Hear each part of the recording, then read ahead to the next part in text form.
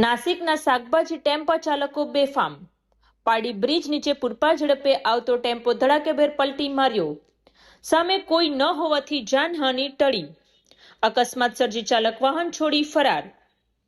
પાડી 4 રસ્તા બ્રિજ નીચે નાસિક તરફથી શાકભાજી ભરીને પૂરપાટ ઝડપે આવી રહેલા પિકઅપ ટેમ્પાના ચાલકે વળાંક પર કાબુ ગુમાવતા ટેમ્પો ધડાકેભેર પલટી મારી ગયો હતો.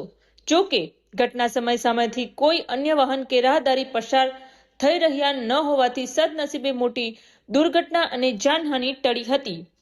અકસ્માત સર્જાયા બાદ ટેમ્પો ચાલક પોતાનું વાહન ઘટના સ્થળે જ મૂકીને ભાગી છૂટ્યો હતો. નાસિક તરફથી શાકભાજી ભરીને આવતા પિકઅપ ટેમ્પા ચાલકો અવારનવાર બેફામ સ્પીડે વાહનો હંકારતા હોય છે. નાના પોંડાથી પારડી સુધીનો આ સમગ્ર માર્ગ મુખ્યત્વે ગ્રામ્ય વિસ્તારમાંથી પસાર થાય છે, જ્યાં સ્થાનિક ગ્રામજનો અને નાના વાહન ચાલકોની સતત અવરજવર રહે છે. આ પિકઅપ ચાલકોના ઓવર સ્પીડિંગના કારણે આ માર્ગ પર અવારનવાર અકસ્માતો સર્જાતા રહે છે અને નિર્દોષ ગ્રામજનો તેનો ભોગ બને છે. અગાઉ પણ પોલીસે આવા બેફામ દોડતા પિકઅપ ટેમ્પા ચાલકો સામે કડક કાયદાકીય કાર્યવાહી કરી હતી.